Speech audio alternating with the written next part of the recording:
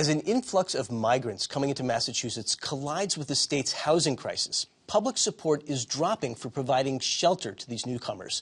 Only 45% now support emergency shelter for migrants, according to GBH's new poll with CommonWealth Beacon and the MassINC Polling Group. That's down from 55% in October. So how has public perception taken such a hit? I'm joined by GBH News reporter Sarah Betancourt, along with Republican State Senator Peter Durant and Robin Nice, chair of the New England chapter of the American Immigration Lawyers Association. Thank you all for joining us. Thank you. Thank you. Sarah, can we start with you? Tell us a little bit about this poll. What did it say about the migrant situation? It sounds like it is concerning for a lot of people, but as we said, fewer people think that emergency shelter should be provided to these migrants. Yeah, this poll is very interesting in that its first question really looked at how people feel about the right to shelter law from the 1980s. And people were overwhelmingly in support of that. But the question didn't use the word migrants. And once the second question really looked toward migrants in emergency shelters, and they comprise about 49 to 50% of people in shelter, that changed pretty significantly. And I think the poll really tells us that people, residents, voters, are aware of the situation. It doesn't really tell us where people are coming from. I see people in three buckets. There's people who are concerned about the humanitarian relief situation and want to see more of it. There's people who flat out don't want to see any migrants in the state being helped. And then there are those who are fiscally conservative and want limitations on funding and really to get a sense of how this is going to play out in terms of dollars. Okay. Robin, your organization works directly with a lot of these migrant families that we're talking about here. What is your reaction to this poll and the news that nearly 50% of people don't believe in providing emergency housing for these migrants? I think it's an opportunity to have a wider discussion. I think most of these respondents I would expect to be surprised to understand or learn that the migrants who are in these shelters are by definition lawfully present in the United States. This is not for people who are strictly, completely undocumented. And it's also only for pregnant women or kids or family members. So this is not for grandpas and grandmas or aunts and uncles. It's little kids and their moms and dads. And so I think if people understood that, I would expect it to be higher. It is a little discouraging and upsetting, frankly, to see only about half of us support the right to shelter for the most vulnerable of the vulnerable, really. But I do think it's an opportunity to, again, have that discussion and make sure people understand what's going on and why this is so important, because it really is critical. And frankly, there's not a good alternative. People are going to come to Massachusetts regardless. They need a roof over their heads, especially with our Massachusetts winters. Do you think that these people in the poll don't necessarily understand who it is we're talking about, that these are families with children? I hope that's the case. I obviously don't know if there was additional background that was given, but it doesn't. I have a hard time understanding or accepting, I guess, I suppose, that someone, if you asked, do you believe a 5-year-old kid should be homeless? I think we would see a 0% response rate. I would expect that people generally support the most vulnerable, again, kids and their moms and dads who take care of them, having a shelter over their heads, even if that has certain limitations, even if that has a timeline of 9 months or something. But that is a basic human right. I would hope people would support. But if not, then I think we need to have a public campaign to encourage support for that. Senator Durant, what do you think is behind this concern over providing housing for migrants? Well, I think what we're seeing is that when I saw this poll, when I looked at this poll, what I saw was that people overwhelmingly support the right to shelter law. And I think that's a natural for us in the United States and in Massachusetts in general. We're a very giving population. We have charitable, feelings. But once you start to break that down and say, well, how do you feel about housing those who are just coming into our country and getting that housing? That's where you're starting to see a slip. And to me, what it tells me is that there's this inherent feeling of this is unfair, that people just get to come in and have a roof over their head, get all the services that kind of go along with it. And we saw from the chairman of Ways and Means in the Senate today, the other day, saying that this has a price tag per family of about $10,000 a month. And when you extrapolate that out, of course, that's $120,000 a year. The median family income in Massachusetts is only $96,000 or $95,000 a year. So people see that, and there's kind of this visceral reaction that says, you know, this is unfair that some should get this who are coming into the country. And again, we can have a discussion about whether it's legal or illegal. I think, as Attorney Nice said, you know, technically they're all coming in legally, but I think a lot of people recognize that it is inherently unfair how this is happening. And so I think that's what you're seeing. Robin, what's your reaction to that? I hear you, and I think that is a big part of the perception, that it is unfair. But I think if we look further upstream, what I would say is really unfair, and what the real crisis is what these people are fleeing. No one likes moving under the best of circumstances. It's not fun to pack up your life, leave your friends, family, loved ones, pets, whatever behind. But that's what these people are doing. These people have made the impossible decision that they have to either stay in their home country sometimes where they risk their and their kids' lives, or travel through extraordinarily dangerous situations. And I think to come to the United States and build a life for themselves. And I think that's what's unfair.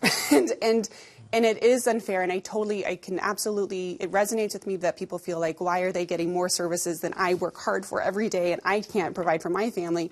But I think it creates a false sense of us versus them, when really we should be raising the field for everybody. We are all subject to the fact that we have a very low unemployment rate. We're all subject to the fact that we have a very low free housing rate, and those houses you can get, I think now we're up to like $900,000 as the median price for a family home, which is whack, which is crazy.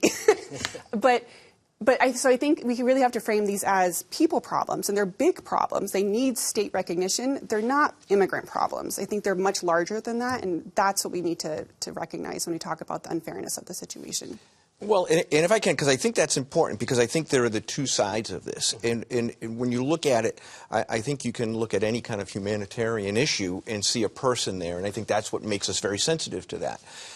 From a legislative side, from our side in state government, obviously we have a budget that we have to deal with. And I think that's what makes it difficult is, you know, the old saying from one of our founding fathers, right, which was, we're a nation of laws, not a nation of men. And we have to really, we have to balance our budget. And that means that resources are being pulled away. And so I think when, you know, Robin, you spoke about if they frame this as, you know, if we have a child, would you want to see a child on the street? And I think questioning is the words that are used are very key. Because I think, on the other hand, if you said, do you believe that taxpayer money should go towards, you know, those who come into the country, again, we can say illegally or who cross the border, you might see an entirely different kind of result. So I think it's important that we try to separate this, and it's not an easy thing to do because we do have a humanitarian issue here, but we also have to pay for things in our state. I guess I'm wondering what the alternative is. You know, you either provide housing and shelter for these migrants who are coming in, or what? They're on the street, right? I mean, like how do we deal with that, with having these families that don't have anywhere to go? The state has to address it in some way, or they could just throw their hands up and let these families be on the street? Yeah, good question, because that is the ultimate, that's the billion-dollar question, yeah, right, that we're asking right now. You know, some of the things that I think we need to go forward is trying to make Massachusetts a little bit less attractive for people to come. I mean, there are a lot of services and benefits that are here. But again, we have to look at it as a financial issue, and when we do that, one of the things I always come up with is to say to myself, okay, well, what are we going to cut in order to provide these services? And that kind of makes it real. You know, I may want a new car at home, but I can't afford one. So what are you willing to do in order to get that? That's kind of the mentality I think that we have to go with. There's not an easy answer. I mean, we can look to the federal government and say they need to solve this problem, but we have to deal with it here. Robin, Sarah mentioned that there was support for the right to shelter law, but not for migrants, right? Like that's what do you make of that? The fact that there's sort of this dichotomy there.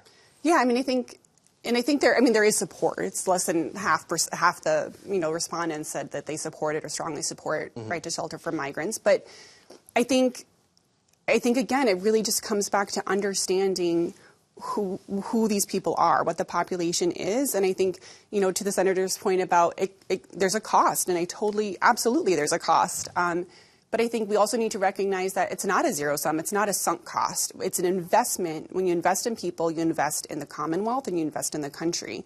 And there's wide misconception that immigrants don't pay taxes. Not true. They contribute about 20% to the regional GDP, which is we have about 20% immigrants in the region as well. So they're paying their fair share when you look at it that way. And these are people who are desperate to work, who are desperate to pay taxes, to become permanent residents or U.S. citizens down the road. So it's hard for me to unpack. I'd like to give these respondents the benefit of the doubt and think that if they really thought about it and understood sort of the background to it, I would hope there'd be more support for it. I totally understand the financial challenges with it, but I think we also need to look at where can we, again, in terms of finances, like where does it make sense to spend money? New York just started a program where they're looking at providing long-term housing, not emergency shelters, but really helping people get on their feet. And so I think thinking about how we spend our money in the short term and the long term, but it's hard to capture that in a poll, and I think that's what we're seeing in those results. Lastly, Senator, do you see any action in the legislature on this? What do you anticipate happening to address the issue? Well, I've seen us, unfortunately, it seems like we kicked the can down the road a little bit. As the Speaker has said, we've funded this, or we'll fund this in the upcoming budget through the end of the year, and then we'll kind of see what happens at that point. Whether we'll get some more federal money, and if we don't get federal money, we're going to have to come up with this on our own. So right now, we're just doing a series of stopgap measures. Okay. Sarah, what can you add to this in terms of what you're seeing and you're reporting with these migrant families and what we can expect? Yeah, I mean, there's 7,500 families and even more in overflow shelters. About half of them are migrants. And a huge part of this is getting people to work. So you could see that the Healy administration and the Department of Homeland Security have gotten over 1,000 people work permits. But as a recent feature said, it takes time to do that. Mm-hmm. I think Robin raised an interesting point in that this could be considered an investment. There was a recent Congressional Budget Office report that said that migrants are projected to boost the economy by $7 trillion over the next 10 years. But at the same time, that's something over an extended period of time. So I do understand where legislators come from in short-term costs and short-term investments. But it's hard to see the whole picture, to be honest, Craig, and hopefully we'll see that in the coming months. Okay. Sarah, thanks, and we'll look forward to more of your reporting on this. Sarah Betancourt, Senator Peter Durant, and Robin Nice, thank you all so much for joining us. Thank you.